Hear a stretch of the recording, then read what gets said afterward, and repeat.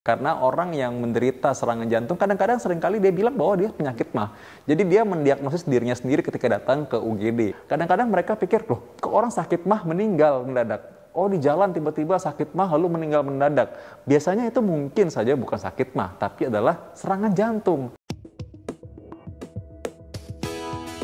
Hai sahabat Dr. Vito, akhir-akhir ini mungkin sebagian orang masih takut untuk ke rumah sakit padahal mereka butuh informasi kesehatan dan juga banyak sekali hoax yang beredar dan ini sangat menyesatkan. Karena itu saya memberikan video saya secara gratis, Anda boleh subscribe secara free sekarang juga.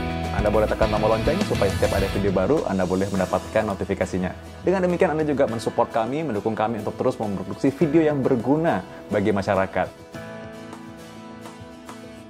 Hai, saya Dr. Vito Damai, kembali di Second Opinion bersama Dr. Vito. Dan kali ini saya akan bahas mengenai GERD dan penyakit jantung. Tadi nih barusan ada pasien saya, dia mengeluh sakit ulu hatinya. Lalu dia memang bilang bahwa dia juga punya MAH.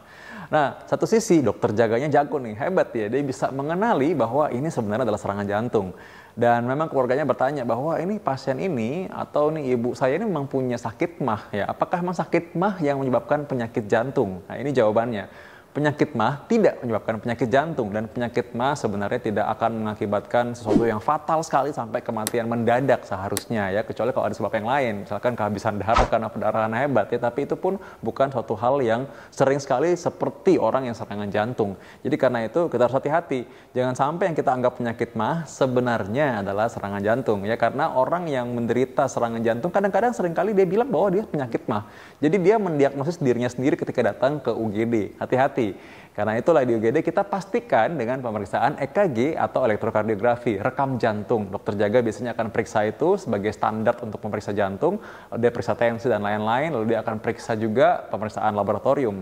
Nah dari sini dia akan bisa menentukan bahwa ini mungkin adalah sebuah serangan jantung sehingga perlu penanganan yang cepat. Karena itu memang diskusi harus sangat diperhatikan. Jadi artinya diskusi bersama keluarga untuk menentukan tindakan selanjutnya jangan terlalu lama.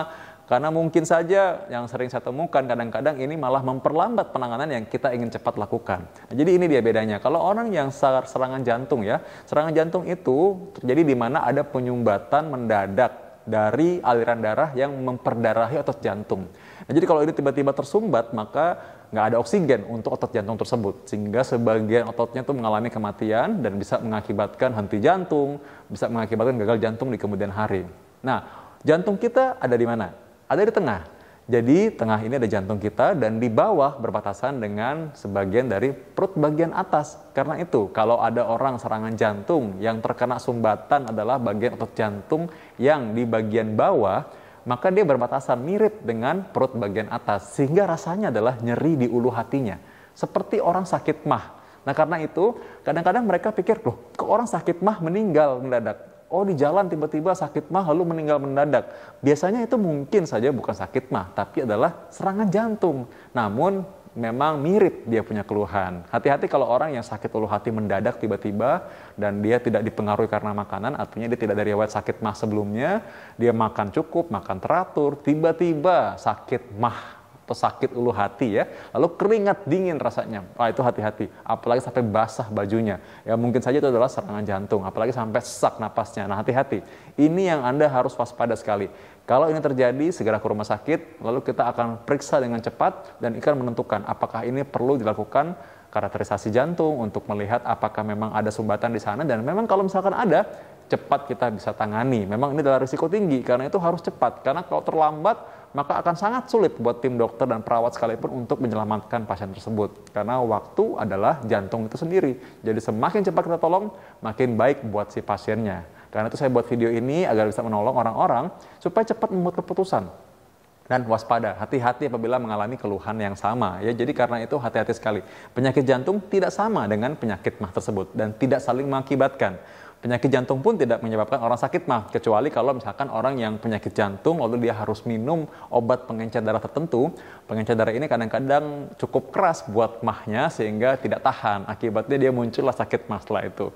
Jadi tapi itu karena itu harus dikomunikasikan dengan dokter-dokter yang merawat, dikomunikasikan dengan baik, diobrolin, didiskusikan. Nah nanti setelah itu nanti akan diberikan, oh ini kalau gitu ada gantinya atau mungkin ada jalan keluar yang lain. Nah jadi karena itu hati-hati ya. Orang yang sakit MAH Jangan sampai itu adalah sakit jantung sebenarnya. Periksakan diri Anda dan Anda mesti tetap waspada. Anda yang harus mengetahui diri Anda sendiri karena tubuh ini milik Anda dan Anda yang mesti bertanggung jawab untuk menjaganya tetap sehat. Dokter, kami akan bantu Anda. Dapatkan informasi medis langsung dari Dr. Vito dengan subscribe channel YouTube ini. Anda juga bisa membagikan semua informasi berharga di sini dengan cara share ke teman-teman atau kenalan Anda.